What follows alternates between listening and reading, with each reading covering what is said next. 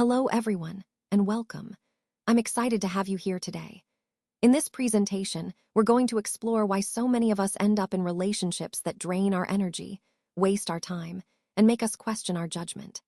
And more importantly, I'm going to share a different perspective. What if dating was approached more like a strategic investment rather than a romantic comedy?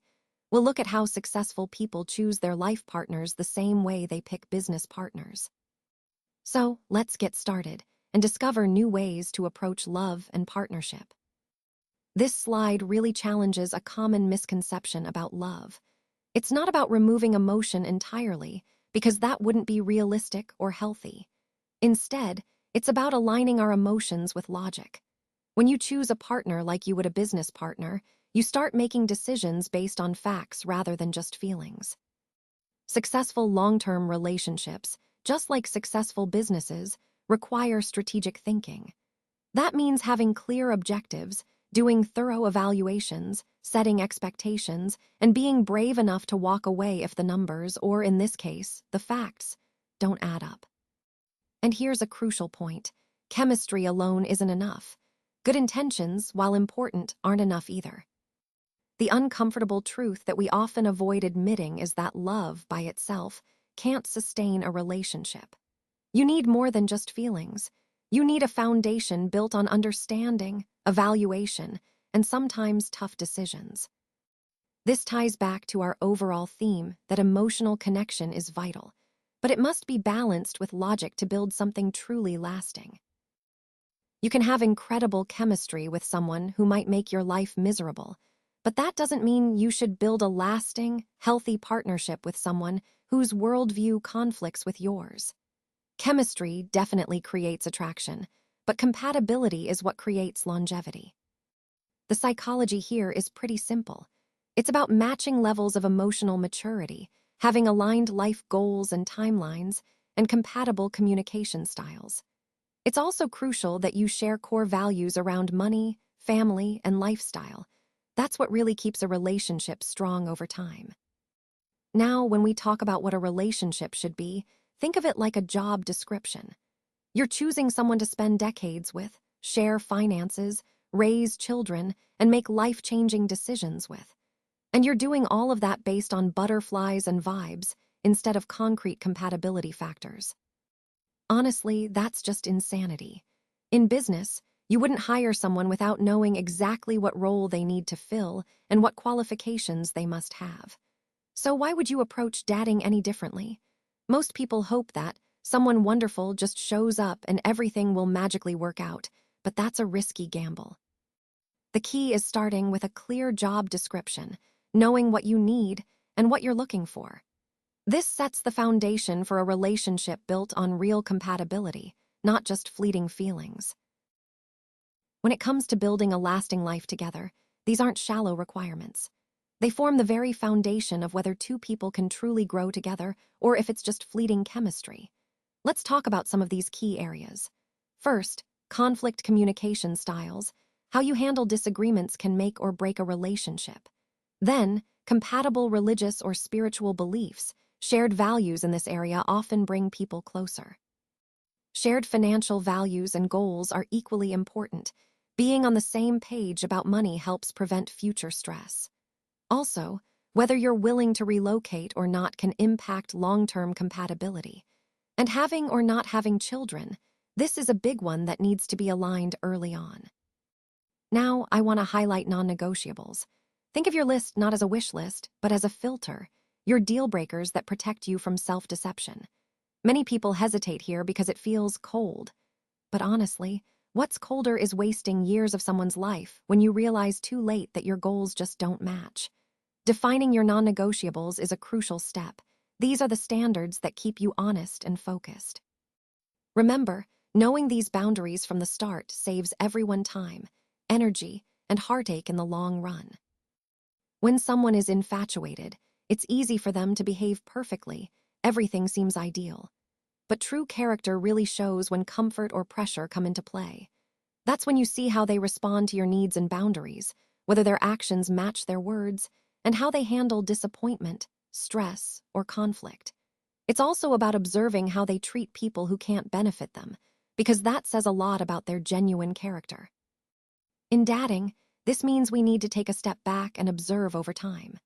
Smart partners, just like smart business leaders, evaluate performance under real conditions, not just on first impressions. It's like promoting someone to CEO based solely on a great first interview. Doesn't make much sense, right? No business would make someone a full partner after just a few months of great initial performance.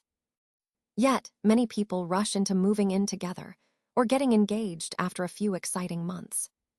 So, the key here is to evaluate performance over time. That's how you truly see if someone's character aligns with your values and if the relationship has the potential to grow into something meaningful and lasting. People change when they want to, not because you wish they would. It's a simple but powerful truth. You can't love someone into different values, no matter how much you want them to see things your way. You can't communicate your way into emotional maturity, either. And waiting patiently for someone to become the person you need often leads to frustration and wasted years. In relationships, many of us fall into the trap of trying to fix partners who are fundamentally incompatible. It's like hearing someone who can't do math for an accounting role and then expecting them to magically balance the books. It just doesn't work. The same applies in the business world. If a candidate lacks the necessary qualifications, trying to mold them into what you need usually isn't effective. Instead, the smarter move is to find someone who already has those skills. So the key takeaway here is, you don't try to train or change the wrong person. If they're not aligned with what's needed, it's better to look elsewhere. This principle applies across relationships and work. It's about matching the right people with the right roles and expectations from the start. When it comes to clear communication, if someone gets scared off by honesty, it's actually a good thing. It means they're not the right match, and they've just saved you time.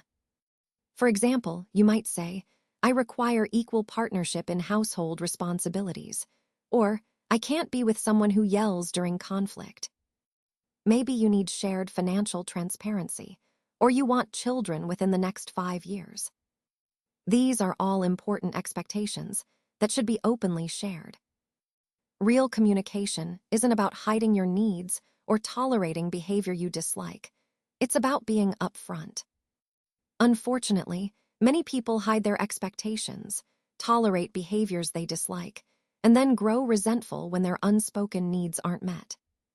That's not flexibility, that's self-sabotage. In business, we're used to stating our needs directly. We understand that clarity is key. But in dating, many people are afraid to be honest because they fear scaring someone away. Yet, if you want a healthy, genuine connection, you need to communicate your expectations clearly from the start. When you shift to a business mindset, you start to see things differently.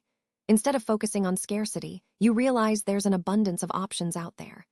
There are thousands of people who could meet your core needs. Your job isn't to convince someone to fit into your life, but rather to find someone who already aligns with what you're looking for. This change in perspective is powerful.